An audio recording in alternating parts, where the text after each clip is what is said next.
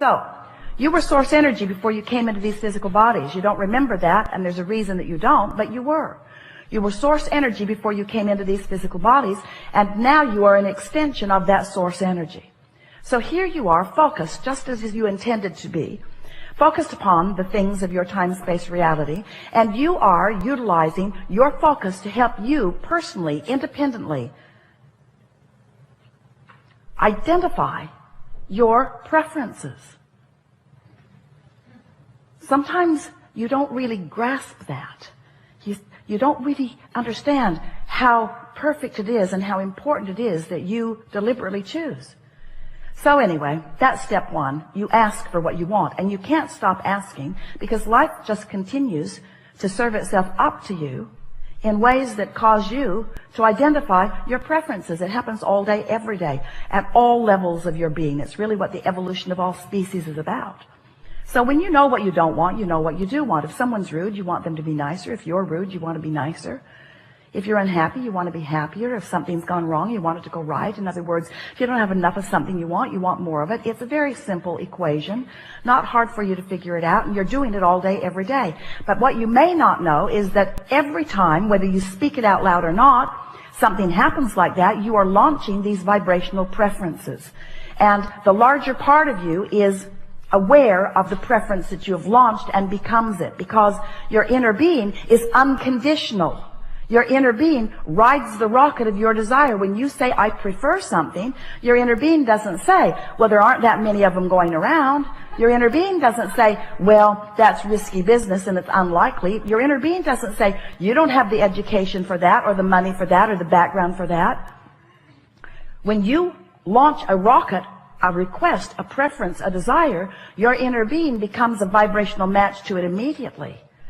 And because you are an extension of that inner being who has become a match to it, now you hold the potential of splitting your energy if you don't become a match to it too. You see how it works? When you say, I want that, the source within you says, done. We're there. We've got it. We're a vibrational match to it. Because everything that manifests is first a vibrational frequency. And the source within you will give you this, can more easily match your desires because in the energy stream, it is immediate. In your manifestational world, you've got some bugs to work out of your vibrational frequency. Source doesn't have to work those bugs out because Source already believes in you. Source already knows your value. Source already knows your worthiness. Source remembers why you came and who you are. So when you launch a rocket about something that you would like more of, Source is right there in that frequency. And in fact, the only reason that any of you ever feel any slight or strong negative emotion is because Source finds the frequency, the fullness of the desire that you have launched, and when you don't, there's vibrational discord between you and Source. Does that make sense to you? The only reason, if there were ever a way for you to understand that Source exists, it must be in your emotional awareness. Because if there were not someone keenly interested in you and holding a vibrational frequency about you, then you could think anything you want and you would feel no vibrational variance. That's something really to think about. When you feel negative emotion, it always means the same thing. You've got a different opinion about this than Source has about this. And that's something else we really want you to hear. Source does have an opinion about this, and this, and this, and this. Now. Source adores you. When you're mad at yourself, you've got a split going on. There's a gap widening. Source adores the people of this planet. When you carve out a section of them and hate them, you've got a rift going on between you and Source. You will never be able to be in alignment with Source when you hold hate in your heart because of some condition that you can't control. As you get to know Source better, through your awareness of what it feels like to be in alignment, you can learn in a matter of days how Source feels about everything that is active on your planet today. You can just give it the emotional test. When you think a thought and you feel love, you can know Source is in agreement with this thought. And when you think a thought and you feel fear, you can know Source is not anything close to an agreement on this thought. So once you get clear about what this emotional guidance system is, then you can get on with what you've come to get on about. Then you can be the deliberate creator. You can be or do or have anything that you choose because you've got this backup. So step one is contrast helps you to define what you want. You do it all day, every day. And step two is source becomes it vibrationally immediately. Wrote a whole book about that called Ask and It Is Given, and that's what it was about. That when you ask, source becomes the vibrational equivalent of it. The energy that creates worlds. Imagine that. The energy that creates worlds. The vibrational equivalent to your desires. Keeping the light on, keeping the vibration steady, so that anytime you get in the vicinity or away from the vicinity, you'll know where you are in relationship to it. Helps you to zero in on who you really are and what you really want, to become the fullness of all that you are. So your work really is the step 3 part of this 3-step process. Now step 4 process, but the step 3 process we talked about for so many years. Ask, source answers, and then you must find a way to become a vibrational match to what you're asking for. In other words, you can't want something and doubt it and get it. You can't want something and be mad that you don't have it and get it. You can't want something and be impatient about it. The flight attendant said, "Thank you for your patience." And Esther said, "You're confused about who." You must be talking about the previous flight because no patience happening here. You can tell by the way you feel whether you are in alignment or whether you are not. So we are eager to talk with you about anything that matters to you. We're going to help you to find some ways, if you want them, to line up easily with who you are and what you want. In some ways, some of the things that we will suggest today, you will stubbornly protest against a little bit because it's just going to seem too simple. And some of the things that we're going to say to you and promises that we're going to make to you, you may even doubt a little bit because they're just words that sort of kind of make sense and maybe you feel resonance with them, but you haven't had the manifestational evidence in your life yet about it.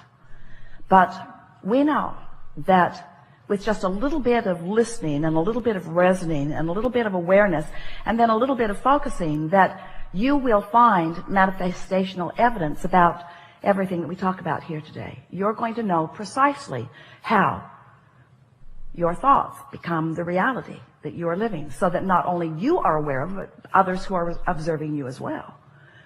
So as we've been talking to you about launching these rockets of desires, we also wrote a book about where they go. We called it The Vortex. It's this vibrational reality. It's this vibrational reality that you cannot yet see or hear or smell or taste or touch. You can feel it emotionally. Well, that's just annoying to people. We spend a lot of time trying to talk you into getting into the vortex where everything you want is. And you were very nice to us. No one ever got up and left the room. Well, just that one guy. But you were interested about the vortex, but you began saying things like, "Okay, so my fortune's in the vortex, Abraham. I want it to come out of the vortex and into my bank. Because it's nice knowing that I've created realities that I can't see yet, or that others can't see, but really, how long can this go on? How long do you think you can keep me hopeful about things that aren't tangible?" And we say, it was never your intention to come and live without the tangibility. You are in a time-space reality where you can measure your existence through your manifestations. We just want you to understand that if you've got a vibration going on that is keeping you from being a vibrational match to what you want, the manifestation that you want cannot come. And you wouldn't want it to. You wouldn't want it to. So then we began talking to you about, so here's all of this vibrational reality, and you're going, yeah, we accept it, get on with it. How do I get it into my reality where I can see it, where others can see it? And so we began talking about your point of attraction. For a while we called it a grid. It's your point of attraction. It's like the framework of who you are, looking for different ways to help you feel the reality of your point of attraction. Your point of attraction, where you stand.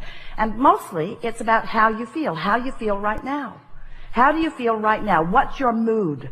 What is the mood that is swirling around you? Because your mood is the best indicator that you have, your mood, to let you know what the vibrational atmosphere is that you've got going on. And your vibrational atmosphere matters because it is your point of attraction. How you feel, your mood, the thoughts you're thinking, the beliefs you hold, what's going on, the conversations you have, how you move in the world, how you feel in the world, what you're doing now. Right now, you have a relationship with your vortex. Right now, you have a relationship with your vibrational reality. And the question that we want you to ask yourself is the relationship that you have with something that's in your vibrational reality, in your vortex, is the relationship you have one of holding it away? And you can tell by the way you feel whether you are holding it away or whether you are allowing it in. You can also tell by whether it's coming in or not. In other words, we're not asking you to just hold yourself in this emotional state of being and just take our word for it. What we're saying to you is take our word for it, hold yourself in the emotional state of being, and watch the evidence move from your vibrational reality into your reality until before long you will have such confidence in your ability to manifest anything that you desire, because you will have discovered what kinds of things you've been doing that have been preventing the things that you want from coming easily.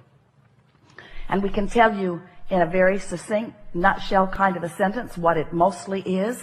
Your observation of the conditions that exist now are the reason that you keep repeating a pattern that holds away the things you want. It really is that simple. You got to change the way you look at things. You got to reorient yourself. You've got to become more vibrational interfacing. You have to trust the way you feel. You have to accept that you have guidance. You have to accept that your guidance is always leading you toward what you want. And you have to be aware of when you're moving toward what you want and when you're not moving toward what you want. And you have to accept that the emotions that you hold are the indicator of whether you're moving closer or further. You can just tell. You'll get so good at this that you'll be in the middle of a conversation and you'll stop talking right in the middle of it because you'll realize that you're moving away from what you want rather than toward what you want. So often, in your quest to make someone else understand what you mean, who's in a different vibrational frequency and is not hearing what you mean, in your attempt to get them to hear what you mean, you are responding to the condition of them not hearing. So you are basing what you are saying based upon what they are not hearing, and then you join them in their frequency rather than maintaining yours, and then instead of them hearing what you mean, you hear what they mean, and nothing changes. Oh, you got that, didn't you?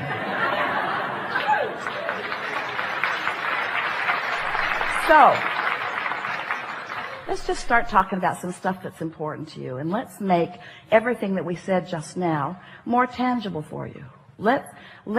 We want you to feel your thoughts becoming manifested. We want you to feel the movement of the vibration into awareness, into emotion, and then into see it, hear it, smell it, taste it, touch it, tangible, manifested stuff, just like you intended. You're not here just to accumulate stuff, but you are here as a masterful creator. You're here to mold the energy. And how your life is playing out is evidence of how you're doing.